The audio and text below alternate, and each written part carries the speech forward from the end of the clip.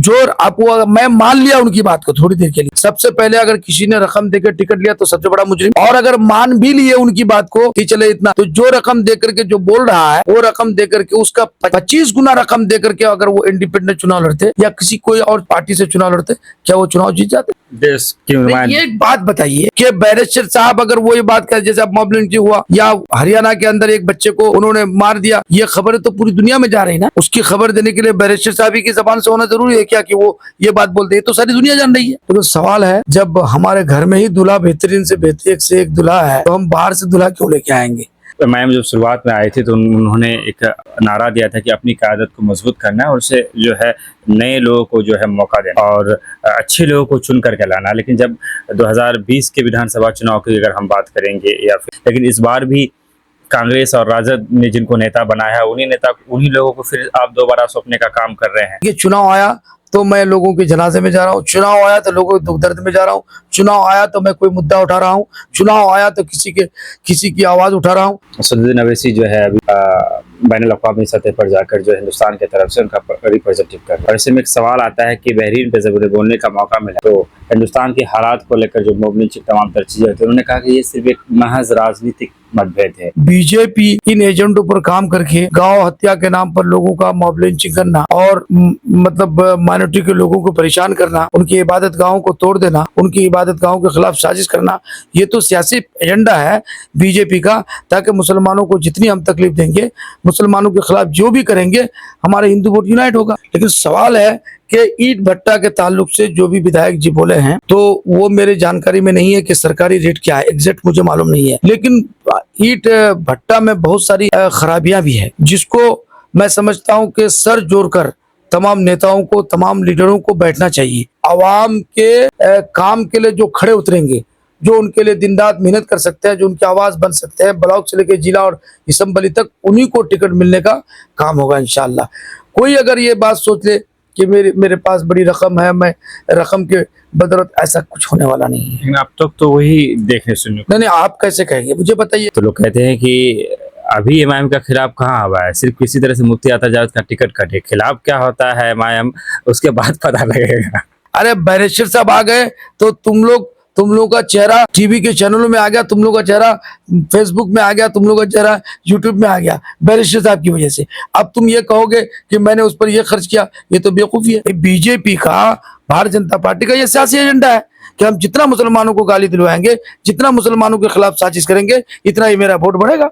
तो उन्होंने तो ये सच कहा, किसी का टिकट देने ना देने से इसका हम पर कोई फर्क पड़ने वाला नहीं है।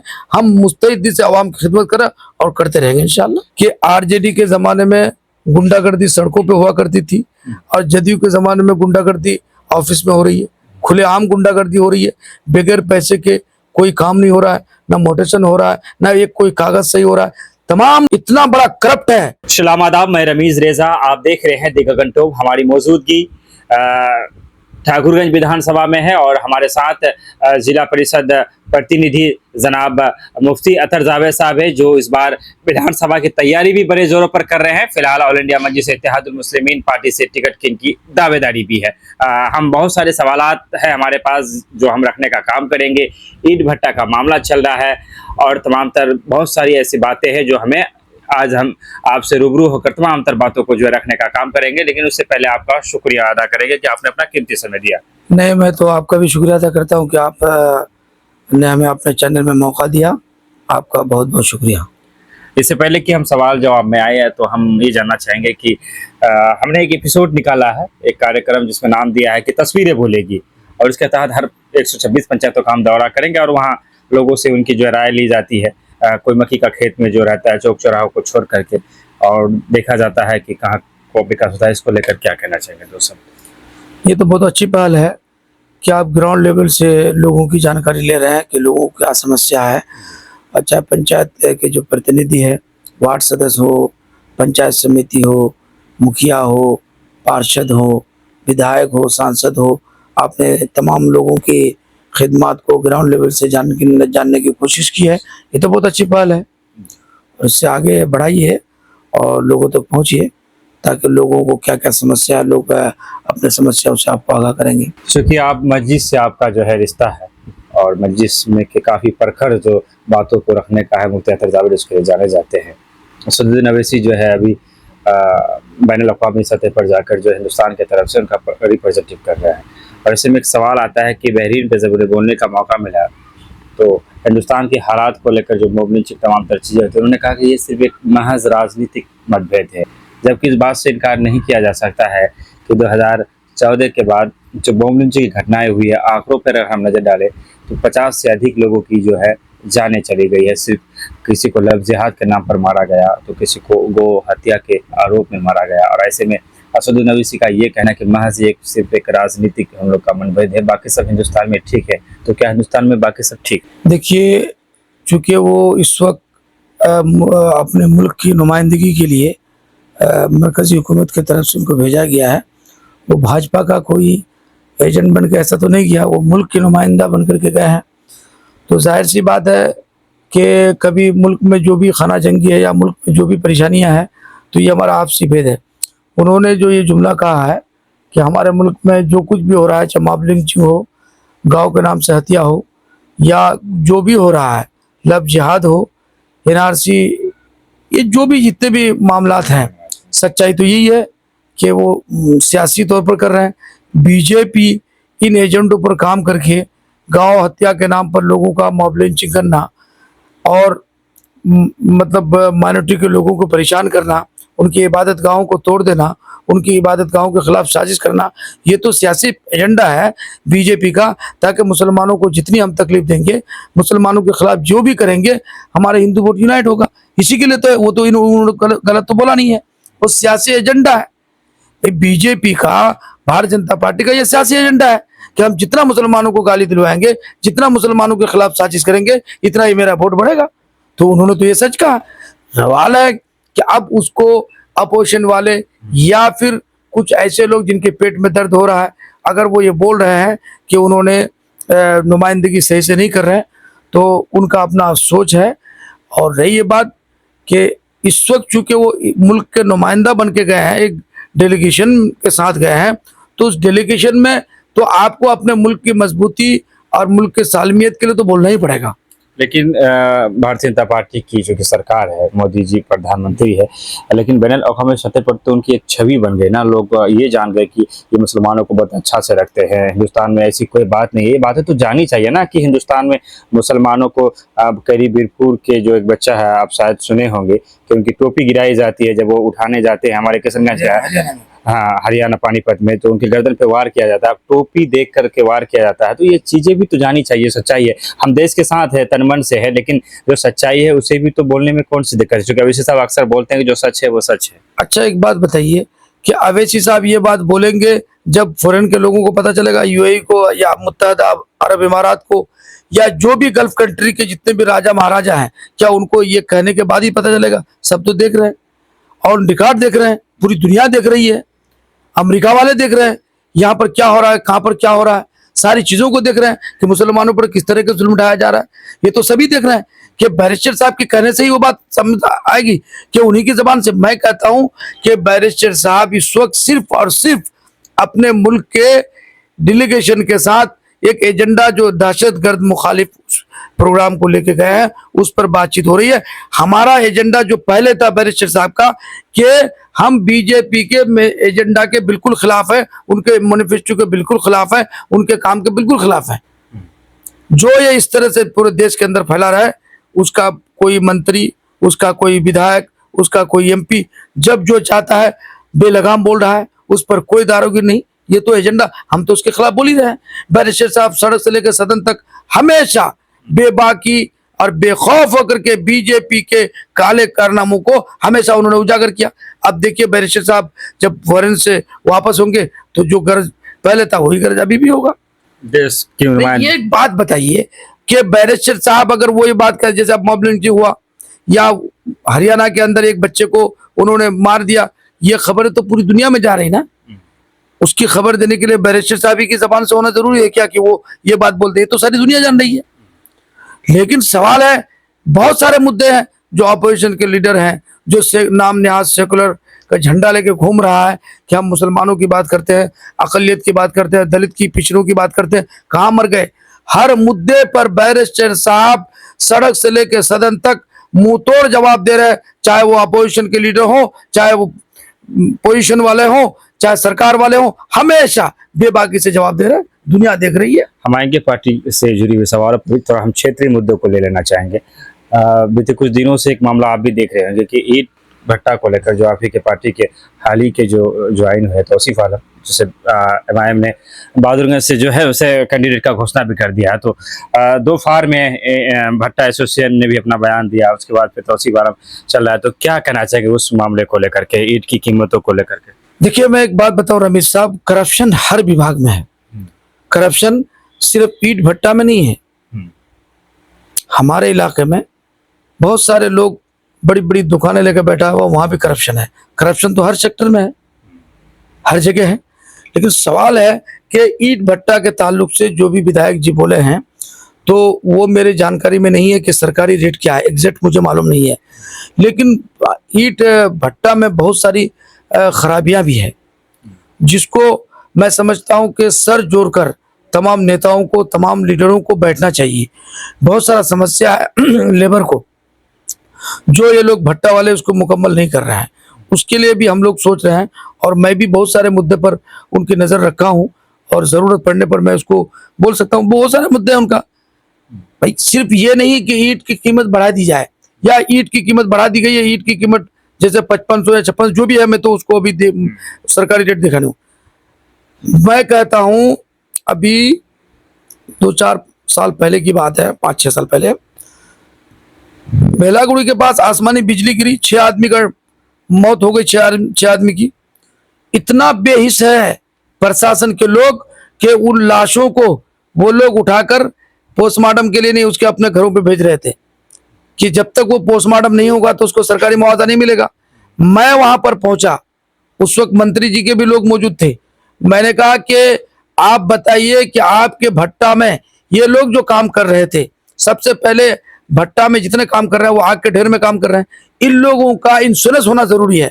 जितने भी काम कर रहे हैं वो मजदूर, चाहे हमारे इलाके के हो या वो मजदूर कोच बिहार से हो, जहां से भी उनका कम से कम इंश्योरेंस होना चाहिए।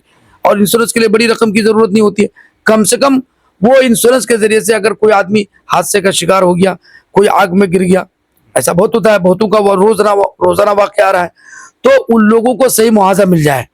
अगर एक आदमी ईंट के ढेर में काम कर रहा है, कहीं पर फिसल गया और नीचे आग में चले गया तो जल के मर जाएगा, उसको क्या मिलेगा? आप 1 लाख रुपए दे के भेज दोगे। तो मैंने उस जमाने में 2.5 लाख रुपए दिलवाने का काम किया ईट भट्टा से, फिर 2.5 लाख रुपए सरकारी तौर पर मिला। तो कमियां बहुत सारी है। अब रेट क्या है ये तो मैंने आपको बता दें कि मुझे नहीं, लेकिन बहुत सारी चीजों पर अब हमारे यहाँ एक लिमिट होनी चाहिए। हर विधानसभा में या किशनगंज डिस्ट्रिक्ट में सबसे ज्यादा भट्टा है, और उसमें से हमारा ठाकुरगंज विधानसभा, ठाकुरगंज ब्लॉक में सबसे ज्यादा है ये, और ये अलमिया है। और ठाकुरगंज में बताइए साहब, जगह जगह कदम कदम पर भट्टा आपने डाल दिया, जमीनें सबकी खत्म हो गई, बंजर हो गई जमीनें।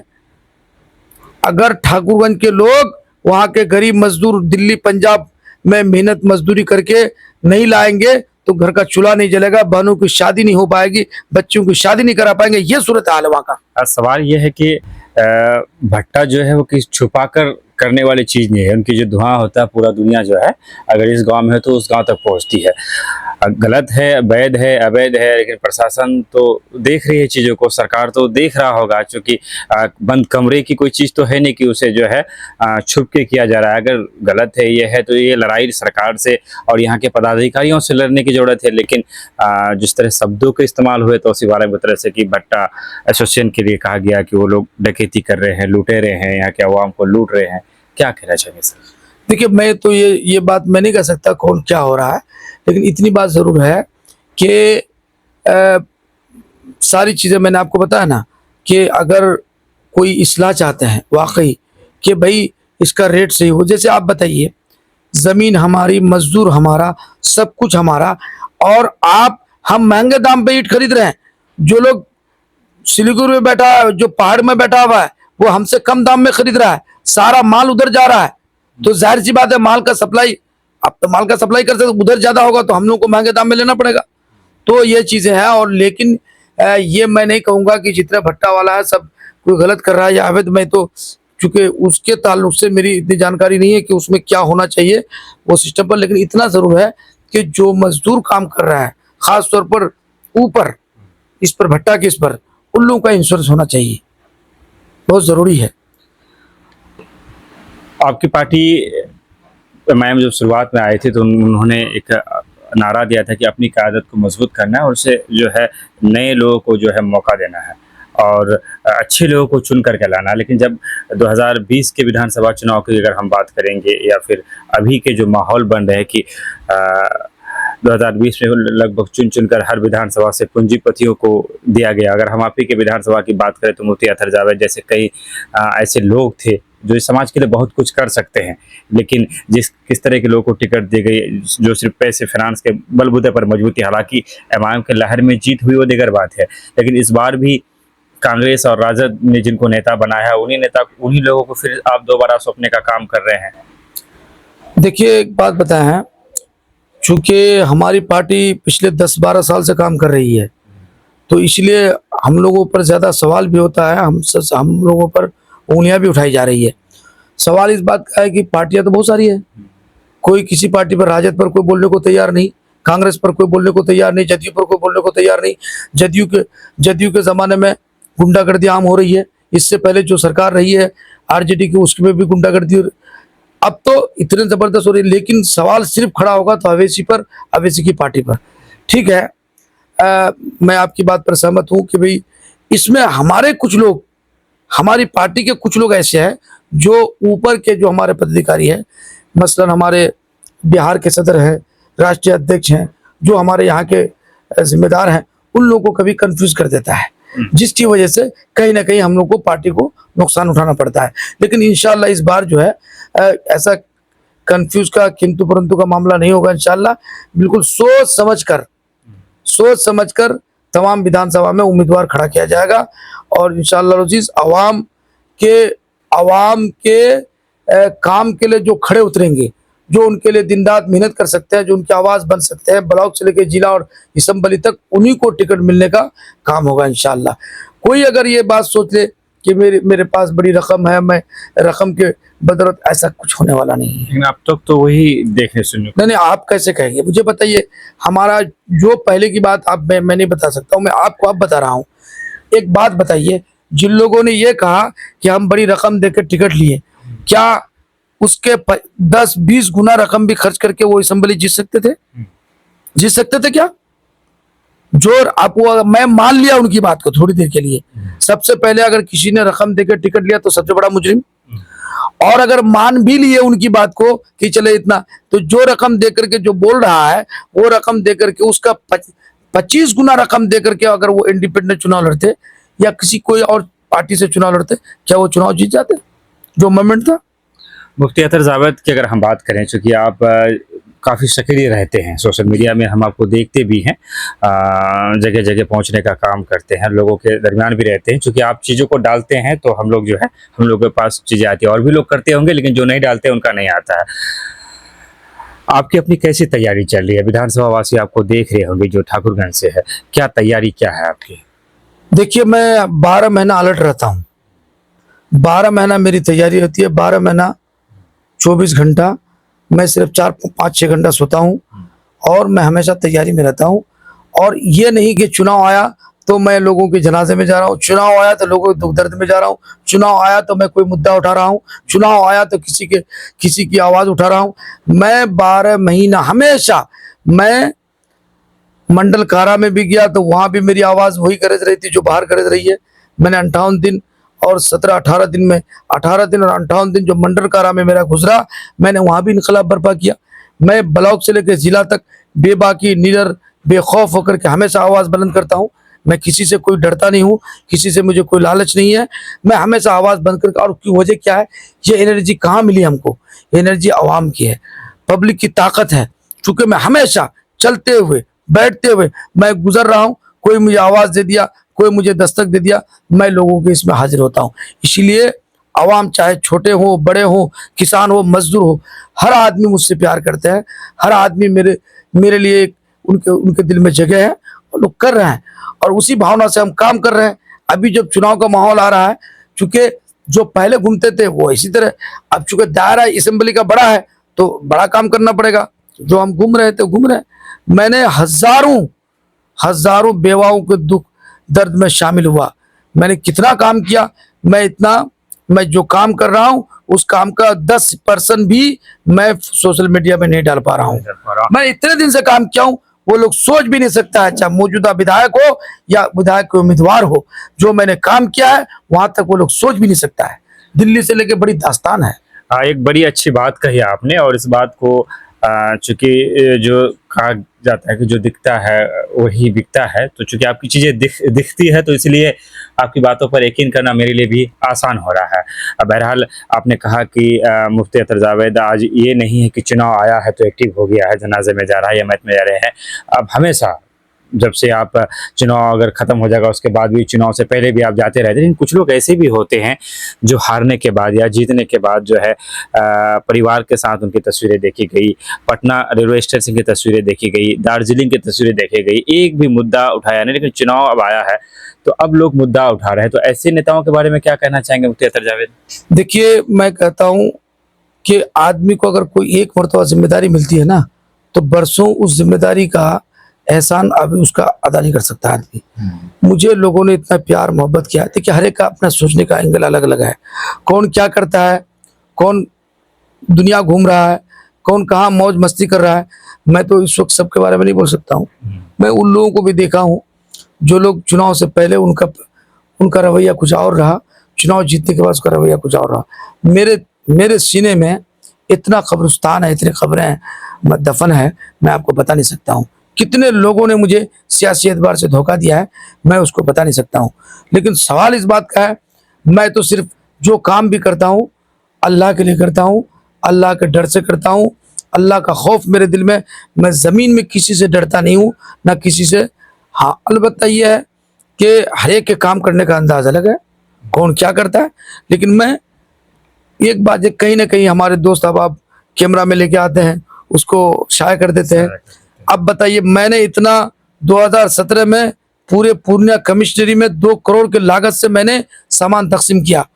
मैंने कोचादामन में किया, मैंने आपका पोठिया में किया, बहादुरगंज में किया, दिगलबैग में किया, टेरागाछ में किया, पूर्णिया में किया, अमोर में किया, चारों तरफ किया।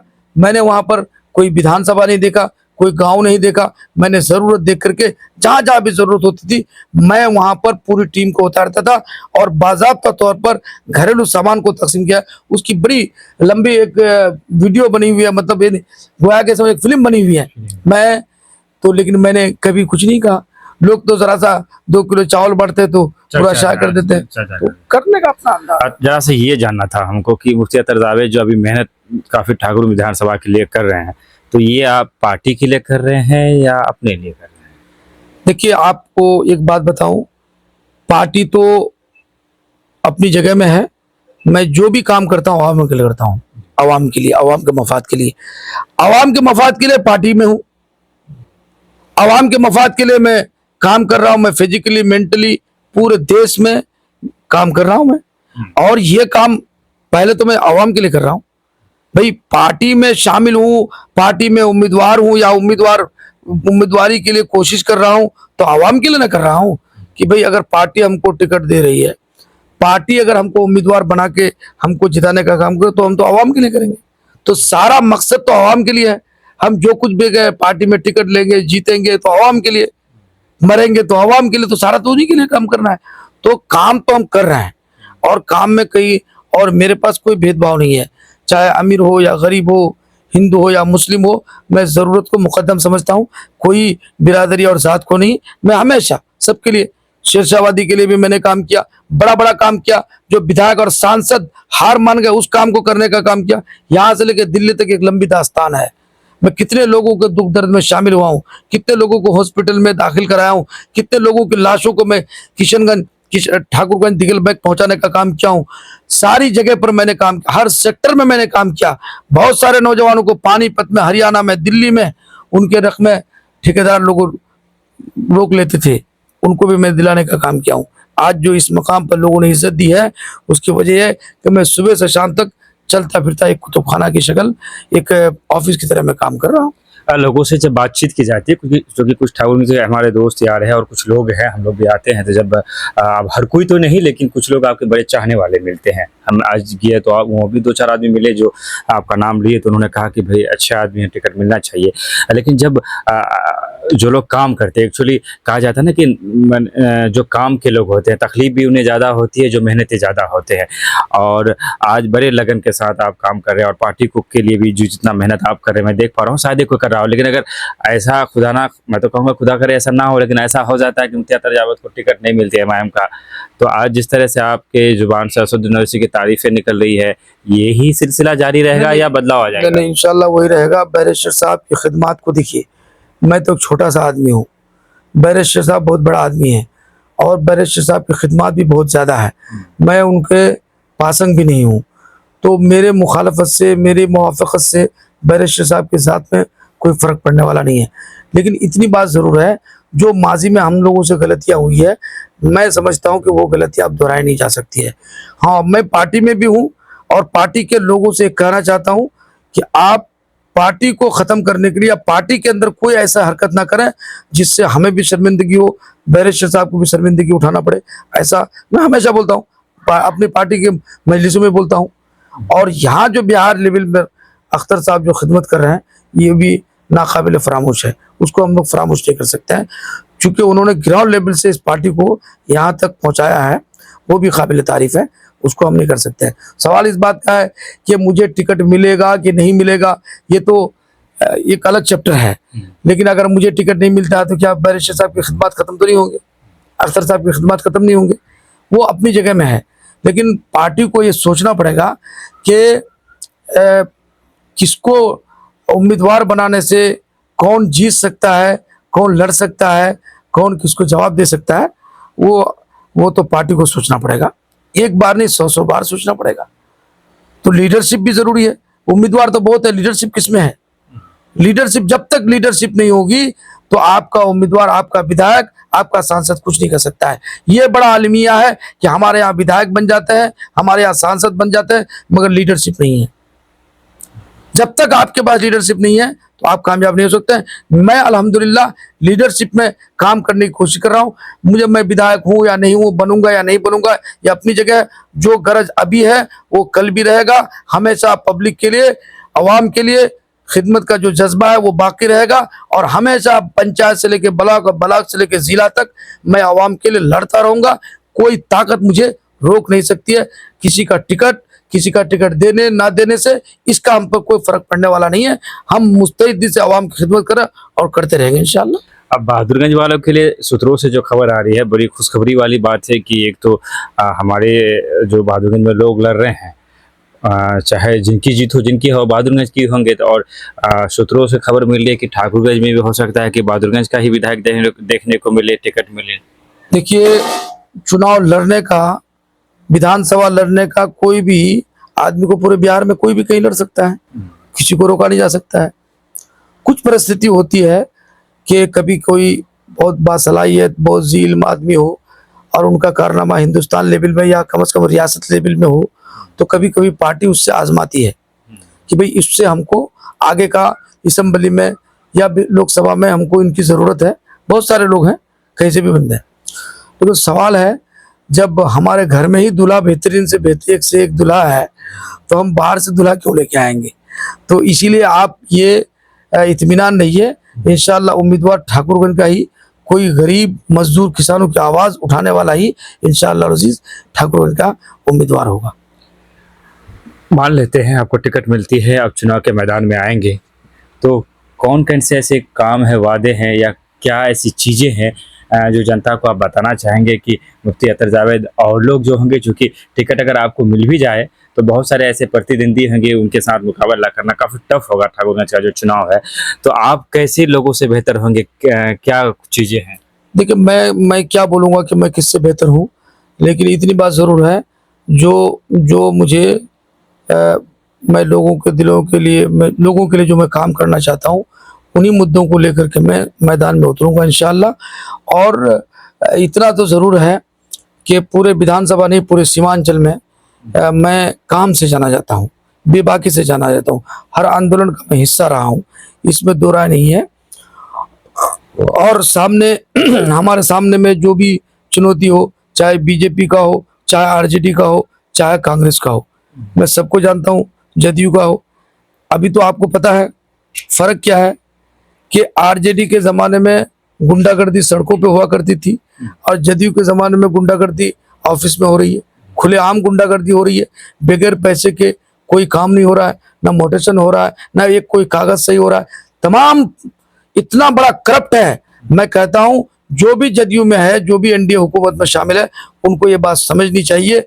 आप पता लगाइए कि पूरे जिला में प्रशासन इतना बेलगाम है कि खुलेआम रिश्वत वो लोग मांग रहे हैं और रिश्वत लेने में भी कोई शर्मा नहीं रहे। जब चाहे बबांगे दौड़ ले रहे हैं। वो ये नहीं समझ रहा है कि मैं कैमरा के अंडर में हूँ या कैमरा से बाहर हूँ। इतना बेबाकी। रिश्वत से एक बात याद है, चूंकि आप भी लोग भी जनप्रतिनिधि है, बहुत सारे ऐसे काम होते हैं जो करना पड़ता है, बहुत सारे लोग ऐसे मामले आते हैं जिसे आप लोग हल कराते हैं और खास करके आप तो ज़्यादा इन चीज़ों में दिलचस्पी लेते हैं, जैसा कि हम सोशल मीडिया की चीज़ों में जान पाते हैं। तो क्या कभी ऐसा मौका आया कि मुफ्ती अतर जावेद को भी रिश्वत देना पड़ा या किसी पदाधिकारी ने आपसे भी रिश्वत मांग ली? नहीं, मुझे तो अल्हम्दुलिल्लाह मैं जब पार्षद नहीं भी था और मैं जितना भी काम किया हूँ कोई ऑफिस में, मुझे तो ये तो नौबत आई नहीं कि मुझसे रिश्वत, किसी को हिम्मत भी नहीं है कि हमसे रिश्वत मांगे। और ये तो एक बात ये है। दूसरा तो हमने कभी ऐसा किया नहीं। और अगर कोई मामला किसी का फंसता है या कोई मुझसे कहता है कि भाई आप ये मेरा, तो मैंने ये काम भी नहीं किया कभी अल्हम्दुलिल्लाह थाना में या ब्लॉक में कि मैं किसी की तरफ से किसी को रिश्वत के लिए उनको तरगीब दूं, ये भी मैंने नहीं किया। जिसको जो करना मैं, लेकिन वो सब मामले में नहीं हूँ। अलबत्ता ये है कि अगर मैं जानता हूँ कि ये आदमी सही है और इसके खिलाफ जो साजिश हो रही है ये गलत है, तो मैं साजिश करने वाले को छोड़ता नहीं हूँ। मैं चाहूँगा कि वीडियो काफ़ी लंबा ना हो जाए, इसलिए थोड़ा कुछ सवाल बाकी है, थोड़ा संक्षेप में जवाब देते हुए आप निकले। बहुत बार आपसे जो है मिलने का मौका मिला और आपके बयानात को लेकर, लेकिन हमेशा मैं सोच कर आता हूँ, लेकिन जब पूछते हैं तो वो आज इत्तेफाक से मुझे याद है वो चीज़ें, तो मैं चाहूँगा कि पूछ लूँगा आपसे। मुफ्ती अतर जावेद राजनीति में कदम कैसे रखा, कब आया, कि कैसे राजनीति में आप आए? बहुत सारे लोग है जानना चाहेंगे। जब आप बचपन में होंगे, पढ़ाई कर रहे होंगे, तो आप क्या बनना चाहते थे? देखिए रमीज़ भाई, मैं बचपन से मेरे अब्बा तो मौलाना असरार साहब के दरसी साथी रहे और मेरे अब्बा बहुत बड़े आलिम थे, बहुत जय्यद आलिम थे और उन्होंने मुझे बड़ी अच्छी तरबियत दी। मैं उनका जितना भी शुक्रिया अदा करूं बहुत कम है। मेरे वालिद साहब ने मेरे तालीम और तरबियत में जो एनर्जी और जो मेरे पीछे उन्होंने खर्च किया है वो नाकाबिल फरामोश है। मैं उनका एहसान मेरी 7 पुस्तक उसको भूल नहीं सकती है, एक बात। दूसरी बात यह है कि मैं पढ़ने के ज़माने से ही, इब्तिदाई पढ़ने के ज़माने से मेरा ज़हन दिमाग में लीडरशिप का रहा।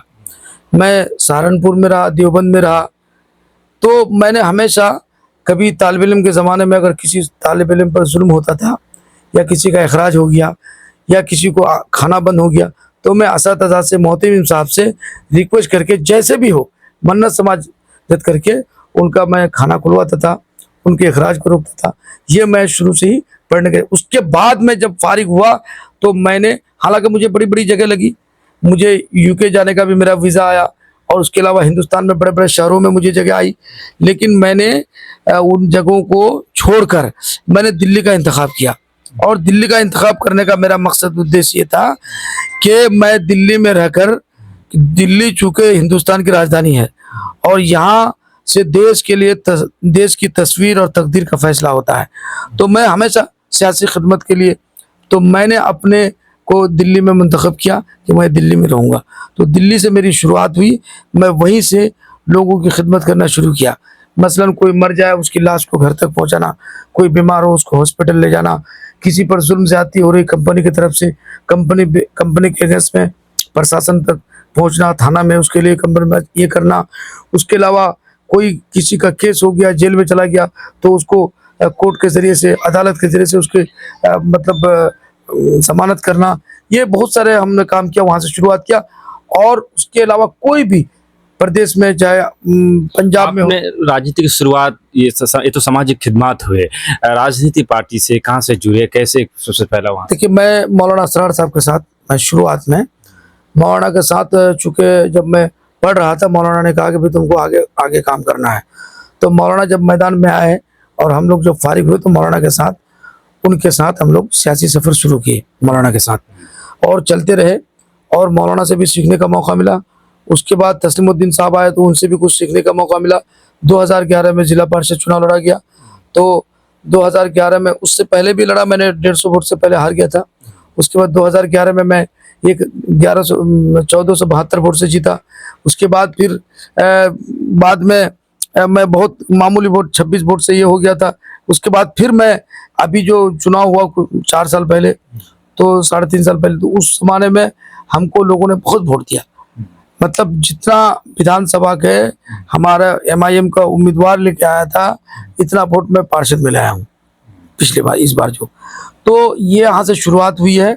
उसके बाद मुस्तकिल मैं अब ये काम कर रहा हूँ, और मैदान में शुरुआत क्या, मैं तो जहाँ जब चाहे हम तो काम कर ही रहे हैं। काम कर ही रहे हैं।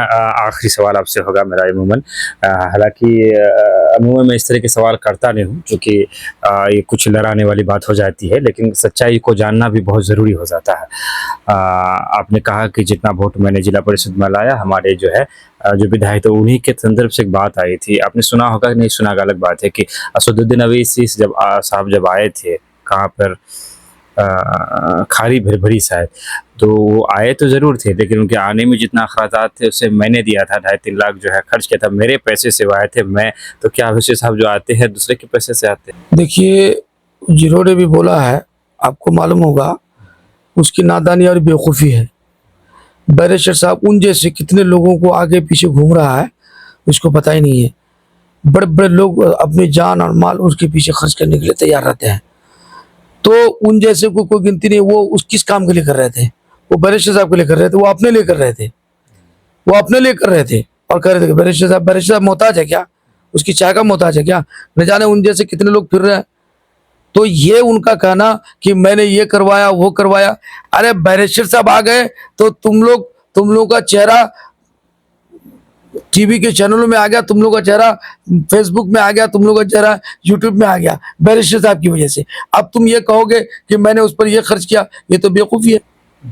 अब अगर कोई भी कहे कि मेरे घर के ऊपर से जहाज गुजर रहा था, उसको तो मैंने ही भेजा, अब तो कोई कहने को कुछ भी कह दे, तो ये उनकी नादानी है। और उन लोगों को तौबा करनी चाहिए ऐसी बातों से। ठीक है, मैं पार्टी के लिए बहुत काम कर रहा हूँ, पार्टी के लिए बहुत, लेकिन अगर पार्टी नहीं समझे तो अलग बात है। लेकिन उससे क्या है कि कहीं ना कहीं जब पार्टी के लिए मैं खिदमत अंजाम दे रहा हूँ, कहीं ना कहीं मैं अपने लिए भी इंटरनल काम कर रहा हूँ, पब्लिक के लिए कर रहा हूँ, आवाम के लिए कर रहा हूँ, तो काम तो कर ही रहे। कुछ लोग बोलते हैं जब ऑफलाइन हम लोग बैठते हैं, जो कि मुफ्ती अतर जावेद एक तो सुलझे हुए नेता है ही, काफ़ी सक्रियता है, लेकिन काफ़ी जज्बाती भी है। आपका वो वीडियो काफ़ी बड़े तादाद पे वायरल हुआ था, जब आप एक प्रशासन के लोगों से आप उलझने का जो काम किए थे, किसी मामले में, रेलवे जो भी हो। तो लोग कहते हैं कि अभी MIM का खिलाफ कहाँ हुआ है, सिर्फ किसी तरह से मुफ्ती अतर जावेद का टिकट कटे, खिलाफ क्या होता है MIM उसके बाद पता लगेगा। देखिए, एक बात है ना, कुछ लोग नदी आने से पहले ही पजामा खोल लेता है। सवाल इस बात का है, मैंने आपको पहले भी कहा कि मेरी मुखालफत से बैरिस्टर साहब को कुछ होने वाला है क्या? मेरी मुवाफ़क़त से बैरिस्टर साहब की इज़्ज़त में, अल्लाह ने उनको इज़्ज़त दी है, जो मकाम दिया है वो कुदरती है, तो ये एक अलग चीज़ है। दूसरी बात यह है कि आपको मैं बता दूं, इंशाअल्लाह अज़ीज़, रमीज़ साहब, जितने लोगों ने, जो लोग भी ये सोच के बैठे हैं कि मुफ्ती अतर को बगावत पे उतर जाए, वो वक्त ही नहीं आएगा इंशाअल्लाह अज़ीज़, वो किसी को मौका ही नहीं मिलेगा। मासूम रजा भी ऐसे ही बात करते थे। देखिए आप एक बात बताएं, मासूम रजा साहब अपनी जगह में है, मुफ्ती अतर जावेद अपनी जगह में है। देखिए, हर एक के खिदमत का अलग अलग जज्बा है, अलग अलग एंगल है। मेरी खिदमत का अलग रास्ता है, उनकी खिदमत का अलग है, ये अलग बात है। और मासूम साहब ने भी जो काम किया है पार्टी के लिए, वो भी नाकाबिल फरामोश है, ऐसा नहीं है हम लोग। लेकिन कुछ चीज़ें हैं, अब किसी को कहीं मिसाल पे पेश कर देना,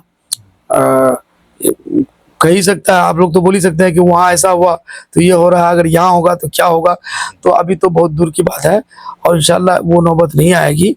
इंशाल्लाह इस बार, आपके चैनल में बोल रहा हूँ मैं, इंशाल्लाह इस बार एक आलिम दीन इस बार आपको ठाकुर विधानसभा से उम्मीदवार होगा। और मैं हर सेक्टर में, हर एक के लिए, हर मकतब फ़िक्र के लोगों के लिए मैं काम करूँगा इंशाअल्लाह। किसी तरह की कहीं पर कोई कमी होने नहीं दूँगा। जिस भी मकतब फ़िक्र के लोग हों, तमाम लोगों को ज़रूरत के तहत मुकदम करूँगा और बेबाकी से बेखौफ होकर काम करूँगा, हर सेक्टर में काम करूँगा और बैरिस्टर साहब का एतमाद हम पर है अल्हम्दुलिल्लाह। प्रशासन से क्यों नहीं बनती है आपके? हमेशा हर एक अंतराल के बाद आपका नोक झोंक होते रहता है, देखने सुनने को मिलता है। देखिए, प्रशासन से जो अगर मेरा साथ दे देता ना, जो हमारे प्रतिनिधि लोग हैं, अब यहाँ मुसीबत ये है कि अगर मुफ्ती अतर साहब ने कोई आवाज़ उठाया तो हम उसकी आवाज़ से आवाज़ क्यों मिलाएं? वो जाने, प्रशासन जाने।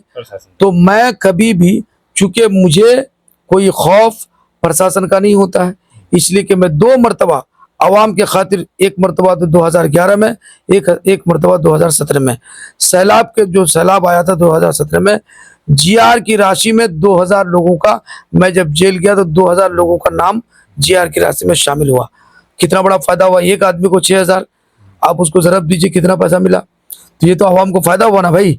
तो सवाल है, जब मेरे तकरार से, मेरे टकराव से, मेरी आवाज़ से, मेरी बेबाकी से आवाम को अगर फायदा हो तो मैं बार बार, और अगर मेरे जेल जाने से आवाम को फायदा हो तो मैं तो कहूँगा भी बार बार हमको भेजो और बार बार लोगों का काम करो। चलिए, तो ये ऐसा कुछ है हमारे यहाँ, मीर जाफर के कुछ लोग हैं कि मैं आवाज़ बुलंद करता हूँ, प्रशासन के सर पर वो हाथ रखता है कि तुम इसकी आवाज़ की परवाह मत करो। मैं चैलेंज कर रहा हूँ कि ये बहुत दिन तक चलने वाला नहीं है। जब शोला उभरता है ना तो बड़ी बड़ी बिल्डिंगों को ढा देता है।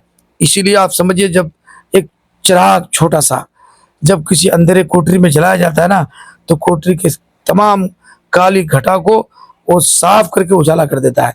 तो आप जानिए, मेरे साथ गरीबों का, मजदूरों का, रिक्शा चलाने वालों का, चाय पान की दुकान करने वालों की बड़ी तादाद का सपोर्ट है और इंशाल्लाह 2025 में यहाँ से एमआईएम का झंडा लहरेगा और चुनाव जीत कर गरीब का बेटा इंशाल्लाह असम्बली पहुंच जाएगा। बहुत बहुत शुक्रिया, आपने अपना जो है आपने भाई, आपका भी बहुत बहुत शुक्रिया रमीज साहब, आपने अपना कीमती वक्त निकाल कर आवाम के मुद्दे को आपने मुझसे बुलवाया है। मैं चाहता हूँ कि आप बहुत अच्छा कदम है और होना भी चाहिए, और जो भी आप काम कर रहे हैं, और मैं आप लोगों से भी यही कहूँगा कि सही मुद्दे को उठाइए और सही लोगों की खबरें नश्र कीजिए, लोगों तक पहुँचाइए, लोगों को सही उम्मीद दिलाइए, सही लोगों को गाइड कीजिए। धन्यवाद। बड़ा उम्मीद है परिंदे को जहाँ पर उनकी नींव टिकी है। आंधियों का वक्त है, अगर गिरा दरख्त तो अंजाम गुलस्ता क्या होगा। बहरहाल ये शायरी का मतलब के लिए आपको थोड़ा इंतज़ार करना पड़ेगा। बहरहाल मुफ्ती अतर जावेद साहब, जो कि ऑल इंडिया मजलिस इत्तेहादुल मुस्लिमीन से इन्होंने टिकट की दावेदारी है और इन्होंने अपने चाहने वालों से अपील किया है कि आप इनके लिए दुआ करें कि टिकट भी मिले, इनकी जीत भी हो। कुछ चीज़ें मुकद्दर, जनता और अल्लाह के फैसले जो है वो, उसके लिए हमें वक्त का इंतज़ार करना पड़ेगा। बहरहाल अभी हम दोनों के बीच जो बातचीत हुई है, इसको लेकर जो आप अपने आपका जो इजहार ख्याल है, इसे शालीनता और सभ्य तरीके से भी आप अपनी बातों को रख सकते हैं, क्योंकि आपकी भाषा से ही पता लगता है कि आपके भाषा, आपकी ज़ुबान से ही जो है ये चीज़ झलकता है कि आपके माँ बाप ने जो है आपकी तरबियत किस तरह से की होगी। विदा लेते हैं आपसे, धन्यवाद, शुक्रिया।